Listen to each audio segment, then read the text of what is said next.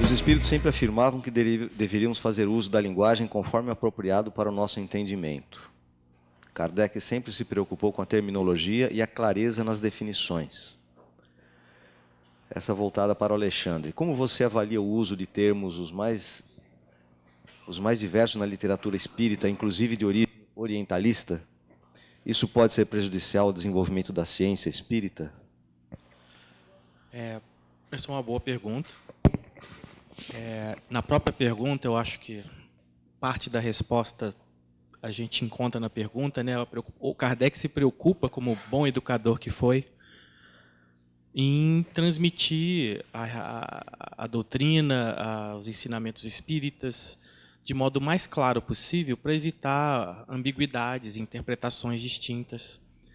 Quando, por qualquer razão, a gente acha que termos de outras áreas, termos de outras filosofias, outras religiões, são mais adequados do que os termos espíritas, a gente corre o risco de gerar interpretações distintas. E isso cria confusão. E toda a área científica, na física, mas em qualquer área, até mesmo em ciências humanas, os termos particulares, os termos usados por cada paradigma são muito bem definidos. Por quê? Porque é importante que, se a gente escreve um termo, energia, por exemplo, o leitor, a pessoa que vai ler o trabalho, vai ler aquela pesquisa e vai ler essa palavra ou expressão, ela entenda a mesma coisa que a gente que escreveu tinha em mente. Se a gente, no meio espírita, não valoriza os termos espíritas, quem vai valorizar? A gente espírita tem que se conscientizar do valor da doutrina.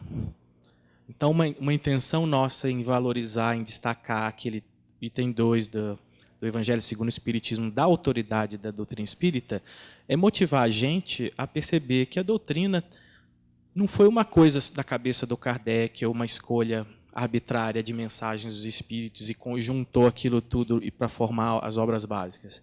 Teve um trabalho extenso, não só da observação dos fenômenos, como análise, interpretação, a parte filosófica, a análise das consequências morais. Então, é importante, sim, que a gente perceba o valor da doutrina. E a gente só vai conseguir fazer isso estudando, lendo, analisando o que o Kardec deixou escrito, porque senão a gente corre o risco, como naquela chargezinha da Mafalda, de, se a gente não lê, acaba tendo que acreditar nos outros. E aí a gente corre o risco. Às vezes os outros falam coisas boas, às vezes nem tanto. Eu gostaria de colocar aqui uma reflexão, diante de tudo aquilo que nós ouvimos aqui hoje. Nós percebemos que o nosso trabalho é quase uma luta, né? Mas nós não podemos esquecer que os tempos mudaram. Hoje nós temos uma internet onde as coisas se propagam com muita facilidade. Nós temos uma coisa que foi descoberto há algum tempo atrás, e aí não vai nenhum menosprezo, porque a gente precisa ter pontos de virada dentro daquilo que nós chamamos movimento espírita e doutrina espírita, né? Nós temos que fazer uma divisão muito grande, né? Doutrina espírita não precisa ser defendida. A verdade é hoje, amanhã, daqui 10 mil anos, mas ela vai ser verdade. Então, o que está na doutrina espírita está certo. O erro é aquilo que nós fazemos dentro do espiritismo com aquilo que nós entendemos doutrina espírita. Quando uma editora estava próxima da falência e se edita um livro como Violetas na Janela e ele se transforma num sucesso, muita gente começou a se interessar para publicar tudo que caísse. Nós temos editoras, agora grandes editoras, nós temos grandes distribuidores que estão muito mais preocupados com o lucro do que com a doutrina. falam de doutrina espírita, mas vendem coisas que não são espíritas, né? Livros de autoajuda, então, nem se fala. Todo e qualquer orador hoje vai e tem por trás de si uma quantidade imensa de livros. Ele não cobra nada para fazer a palestra, mas os livros são vendidos a 30, 40, 50 reais. Será que esse trabalho que nós estamos fazendo aqui hoje não é um trabalho de formiga?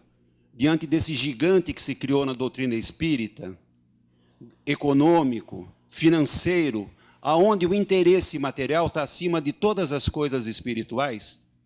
Nós temos rádios que se dizem espíritas, mas quando a gente escuta, não dá nem para recomendar para os amigos. Nós temos casas que se dizem espíritas, que é melhor que nem se vá lá e nem se recomende aos amigos. Porque se nós queremos a casa cheia hoje, é melhor dar passe em gato e cachorro do que falar sobre doutrina espírita, falar sobre filosofia, falar sobre ciência. Nós estamos voltados hoje para uma visão religiosa de doutrina. E essa é a grande questão que nós temos que ter. O que está se introduzindo, o que está se vendendo de doutrina. Não é? Então, essa é a questão que hoje eu proponho aqui, não como uma resposta, mas como uma reflexão de cada um de nós, que tem, como foi muito bem tratado aqui pelos expositores, a responsabilidade. Porque muitos de nós nos calamos por uma falsa fraternidade. E, para mim, a frase mais profunda do Evangelho é: conheça a verdade e a verdade vos libertará. Se nós resumíssemos o Evangelho a somente isso, nós não precisaríamos de mais nada na minha coisa. Então, nós temos que trabalhar para que a verdade prevaleça.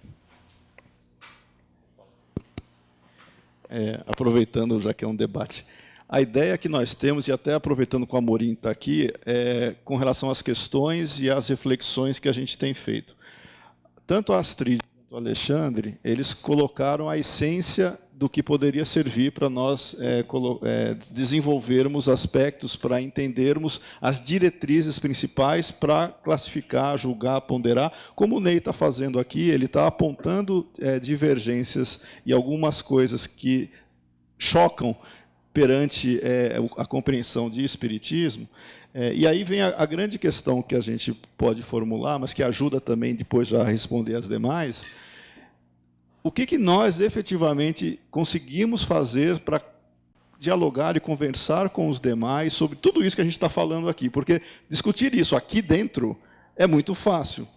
Aqui dentro, discutir filosofia e ciência faz sentido. E questões filosóficas e científicas fazem sentido também. Só que para explicar para a pessoa por que dar passe em animais, isso é uma coisa meio estranha, por que a apometria, os fundamentos disso, que é uma das questões, me parece, os fundamentos disso não estão condizentes com a doutrina espírita, por que cromoterapia e outras coisas, outras pias que a gente teria por aí, tem uma diretriz que é justamente aquela que a gente pode adotar e que faz sentido, tanto filosófica quanto cientificamente, é não ter contradição. Havendo contradição com a característica doutrinária, você já consegue classificar como algo que tem que ser revisto por dois motivos. Ou abandona-se Kardec e o que os espíritos disseram para assumir o novo, ou então esse novo tem alguma coisa que ser ainda aprofundado antes de se aceitar pura e simplesmente. Essa é a grande linha, né, que tanto o Alexandre quanto a Astrid colocaram, para a gente refletir sobre as questões que nós estamos fazendo e que podem ajudar a direcionar para saber se esta ou aquela prática específica ela é pertinente ou não na casa espírita. Todas seguem a mesma linha. Há contradição com a doutrina dos espíritos? Se não houver, vamos aprofundar para ver os benefícios disso e a coerência. Havendo contradição, não tem muito o que discutir. Ou abandona-se Kardec e aceita-se esse novo, ou afasta-se esse novo como se fosse alguma outra coisa e não espiritismo. É por isso que a gente, já não sei nem se é uma das questões, vou antecipar de te passar a palavra para você ler algumas. Mas a questão dos animais, a questão Livro dos Espíritos 600, não tem interação do animal depois que ele desencarna no mundo espiritual. ele é aproveitado quase que imediatamente e não tem erraticidade como nós temos. Ah, mas o André Luiz relata animais no mundo espiritual e outras coisas. E o próprio André Luiz fala que ele tem dificuldades para expressar e para explicar o que ele está vendo lá, e ele cita formas, pensamento e outras coisas. Se está em contradição com questões ou a lógica doutrinária, a gente coloca de lado até que se tenham evidências fortes o suficiente para abandonar o que os espíritos disseram e aceitar o novo. Se não tem evidência, tem um ou outro falando, ou um acha que ou alguém escreve um livro, e o Alexandre lembrou muito bem, publicar livro hoje é muito fácil, é muito fácil.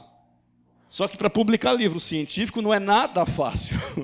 Porque você tem que ter uma série de restrições e critérios antes. Essa é a diferença. A gente não tem que tomar um livro, ou alguém disse como verdade, contradizendo Kardec. Então, eu coloco para a mesa, para reflexão, o primeiro princípio para se verificar se alguma coisa é pertinente ou não na casa espírita é se há contradição. Havendo contradição, não é, com Kardec, né, com os espíritos, havendo contradição, não é pertinente. Não havendo contradição, aí a gente começa a refletir até que ponto isso atende às expectativas doutrinárias do que nós temos que discutir. Antes de começar a conversar, tem muitas questões que estão, inclusive, relacionadas a esse aspecto. Eu vou tentar resumir algumas questões aqui. Uma que é muito interessante. Por que as casas espíritas se afastam da verdade no espiritismo? É ingenuidade ou falta de estudo? Já existe alguma prova ou evidência científica que comprove algum postulado espírita? Somente com formação acadêmica podemos ter uma postura científica face à doutrina espírita? Bom, são várias importantes perguntas. Aproveitando o gancho que o Marco comentou, ao analisar algumas dessas propostas, teorias que usam física, então, interesse particular, né? Eu sou professor de física, então, naturalmente, meu interesse é em saber se, de fato, tem algo interessante em várias propostas, não só a do Hernani, como a Astrid comentou, da análise do Herculano na obra Pedra e o Joio. Inclusive, num dos encontros da LIP, a gente apresentou um estudo mostrando que também há erros de física na proposta. Não só os erros filosóficos, mas parece que uma coisa comum a essas propostas parece que as pessoas, por alguma razão, elas sabem que está diferente da doutrina, elas percebem que tem conflito, como o Marco colocou, e se sentem tentadas, de alguma forma atraídas, a valorizar a proposta nova, como se a doutrina não tivesse o seu devido valor. E isso decorre, como acho que na primeira pergunta, um pouco ingenuidade, um pouco e o desconhecimento do que é, tanto filosoficamente quanto no dia a dia da prática, vivência científica, o que é, como que se valoriza um conhecimento científico. Ninguém imagina o quanto de aproximado mesmo as ciências ditas exatas. Há quem diga, um professor antigo do curso de física comentava que uma ciência exata porque sabe quantificar o quanto ela está errada. Ela está errada até tanto, mas o valor preciso daquilo que se mede, daquilo que se calcula, nem sempre é impossível, por razões naturais, inclusive. Então, agora, a gente vai aprendendo isso, né, nas ciências naturais. Mas o movimento espírita, nós, né, temos formações, concepções distintas, a gente, sem querer, acabou criando um entusiasmo. A gente está caindo na tentação de crer que, como a Astrid comentou, a valorização o uso das disciplinas científicas para valorizar conceitos espíritas está ganhando um valor que, essencialmente, nem filosoficamente existem. Então, a gente está desvalorizando a doutrina, achando que está valorizando ela. A gente não está percebendo que, no fundo, está minando o que ela tem de bom, minando seus conceitos e prejudicando a própria proposta da doutrina. Então, a gente precisa retomar, resgatar, de alguma forma, os valores científicos, filosóficos, religiosos da doutrina, e porque, se nós somos espíritas não soubermos valorizar a doutrina, não vão ser nem os companheiros de outras religiões, menos ainda as pessoas materialistas, a ciência. Então, a gente precisa, de alguma forma, descobrir uma maneira, resgatar. Quando eu apresentei, assim, destaquei a questão de pureza doutrinária e o quanto isso está desgastado, na minha opinião, por uma falta de compreensão das pessoas do que é o significado disso, eu acho importante que a gente tente resgatar isso, mas o sentido doutrinário até dessa expressão. Porque a gente precisa de doutrina. E, para ter doutrina, a gente tem que ler, estudar, conversar com outras pessoas, trocar ideias, e não ter pressa, a gente, às vezes, quer ver a doutrina crescer na sociedade, mas está esquecendo de que ela vai crescer na sociedade na medida que ela crescer em nós, no nosso pensamento, na nossa compreensão. Isso não tem jeito, tem que estudar. Amai-vos, eis o primeiro mandamento. Esse eu acho que os espíritas têm sido solidários, fraternos uns com os outros, mas o instruí-vos, que é o segundo mandamento, que está lá no Evangelho, né, o Espírito de verdade, esse na minha opinião, a gente precisa fazer um pouquinho mais. E não preocupar com os outros, com o que os outros de outras áreas vão dizer ou não vão dizer. O importante é a nossa compreensão da doutrina. Olha, nós temos que nos valer da academia também.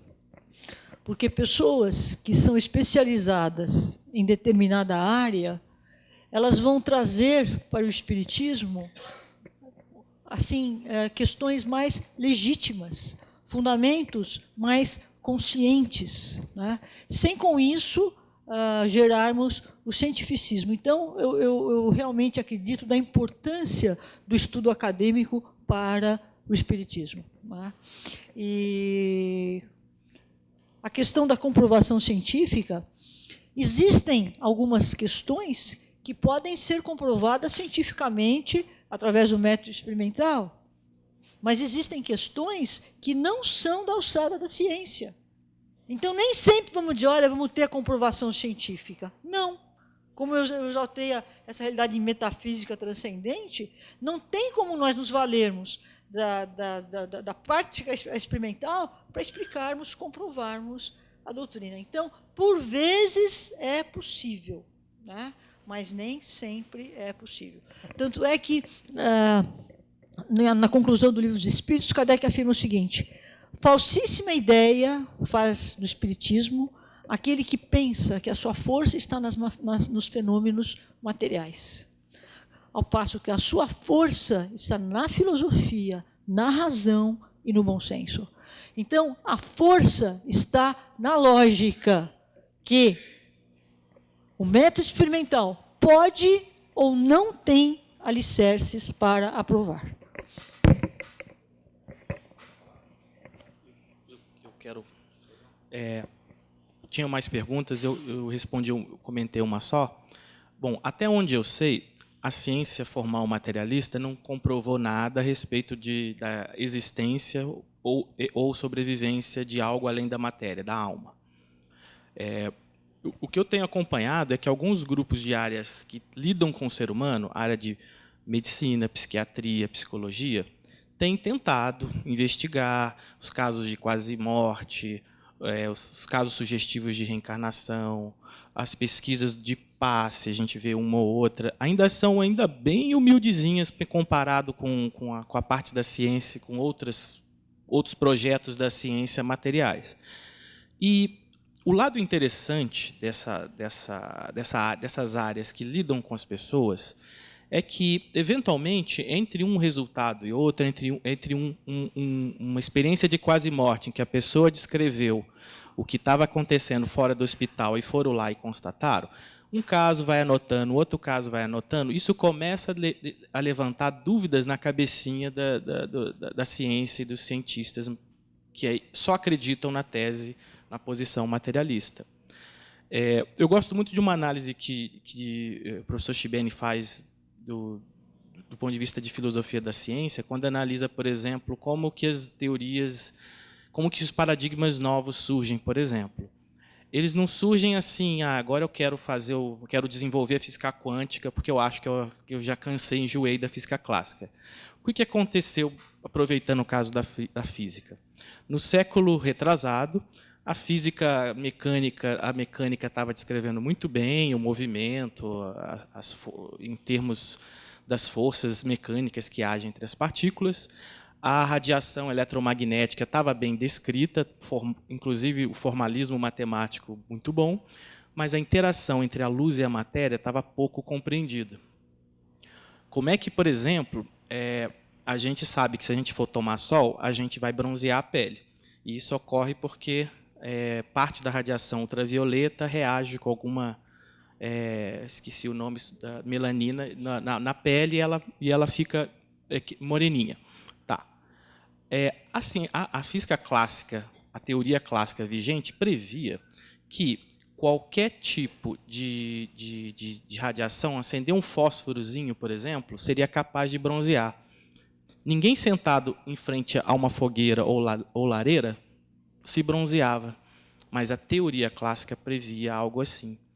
E aí os cientistas estavam muito encasquetados, porque o Sol obedecia à física clássica, a fogueira não. Tem alguma coisa errada, tem alguma coisa falhando na proposta materialista, na proposta clássica, da teoria clássica.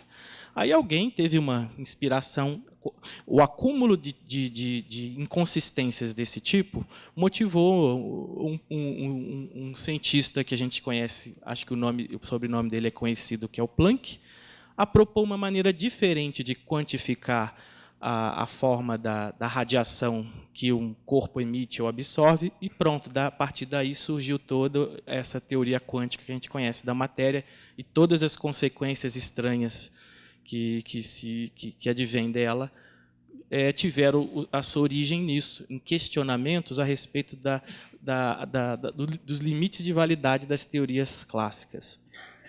Então, uma proposta que eu particularmente acho interessante é esse tipo de observação dos pesquisadores da área médica em tentar não explicar, porque a ciência materialista não vai explicar, esses fenômenos estranhos, anômalos, que envolvem, no fundo, por exemplo, um caso de experiência de quase morte, que o espírito, em princípio, o corpo está dado como morto, o coração parou, o cérebro não recebe oxigenação, mas tempos depois a pessoa recobra a consciência e descreve coisas que aconteceram até fora do recinto onde estava o corpo, onde estava o paciente. Esse tipo de coisa nada mais é do que informação sendo acessada por uma via totalmente incomum, porque a gente recebe informação pela via dos sentidos, a gente escuta, a gente vê, a gente sente com contato, a gente percebe o nosso meio ao redor. Essa é a tese materialista. Não estou pensando só no sentido materialista, o sentido da ciência materialista. Mas quando você obtém informação que você jamais obteria por uma via comum, isso é um fenômeno anômalo. Alguns que têm enraizado a concepção materialista vão dizer que não foi observado direito, a pessoa está chutando, é por sorte que ela acertou a tal informação. Mas quando você acumula um número razoável de casos, de experiências, um número que deixa um número tal que deixa de ser algo coincidente, de sorte, de acaso. Quando você tem esse tipo de questão, quando você junta com outro tipo de fenômeno, como é, por exemplo, a análise das cartas do Chico Xavier. Como é que uma pessoa vai conhecer detalhes pessoais de um número enorme de famílias, de pessoas diferentes? Como que isso vai? Como que você explica isso? Sorte? Leitura facial, porque os críticos são, de fato, aliás, faz parte da natureza científica da pesquisa, você questionar até o último detalhe.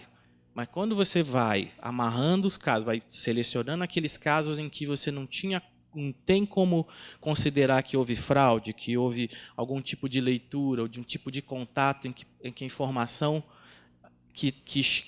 a informação que o médium não poderia apresentar, trazer para nós, ele não poderia ter obtido por nenhuma via natural. Quando você vai acumulando esses fatos anômalos e você divulga eles e divulga a forma como eles foram obtidos, você começa a criar um incômodo na cabeça daqueles que estão ainda enraizados na tese materialista. E aí vai chegar um momento que eles mesmos vão propor soluções que vão extrapolar a ideia, a tese ou o paradigma meramente materialista. Por enquanto ainda não chegou, eles não deram o braço a torcer, a gente diria. Mas faz parte, eles têm que, de fato, a ciência material tem que esgotar suas tentativas de explicar esses fenômenos anômalos. A gente espírita tem que ter paciência com eles estão fazendo o papel deles. Agora, uma coisa que não pode acontecer, aí eu falo a minha opinião como físico, não pode acontecer, e eu noto que alguns grupos da área de medicina no mundo estão cedendo a essa tentação em quererem juntar explicações quânticas para a mente, para como a mente transmite informação. Por quê? Como a Astrid comentou, teoria quântica foi criada para explicar comportamento de coisa material. Qualquer explicação baseada em conceito quântico vai ser uma forma de materializar o que a gente, no fundo, quer que não tenha natureza material. A gente não quer materializar o espírito. A gente quer que se descubra.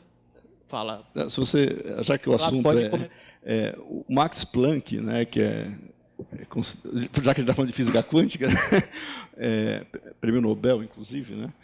Ele tem uma frase que é excelente. Ele fala o seguinte: ninguém vai convencer ninguém, né, para se introduzir. Eu acho que é o Heisenberg, que é colaborador, mas vai falar. Acho que foi o Planck. É o Planck. Isso, esse é o Planck mesmo. Então eu vou falar. O Max Planck, resumidamente, ele tem uma frase que ele fala o seguinte: ninguém vai convencer ninguém. Se você quiser colocar uma ideia nova, uma teoria nova, ou que as pessoas tenham uma aceitação sobre algo novo, não são essas pessoas que vão aceitar. Elas vão morrer e as novas gerações vão já nascer mais familiarizadas com essa ideia, com essa proposta, com esse conceito. É assim que funciona para nós em termos de ciência. Por mais que a gente tenha elementos para falar que o fulano vai se convencer sobre alguma coisa diante de fatos, isso é falso, porque depende do paradigma que ele está se servindo para ver o mundo. E ninguém muda paradigma da noite para o dia. Se o cidadão é materialista, pode aparecer um espírito aqui para ele, ele vai dar explicações materialistas para o fenômeno que aconteceu. E se o cidadão é espiritualista, ele vai querer, de toda maneira, encaixar os fenômenos que ele está vendo conforme as características que ele entende o mundo. Então, é muito interessante isso que está sendo falado, porque a gente não vai convencer ninguém pela ciência. Dentro da ciência, a gente vai encontrar grupos que estão investigando com paradigmas diferentes e eles que vão também contribuir para um criticar o outro, mas para fazer com que nós tenhamos um conhecimento mais avançado. Então, é nesse sentido.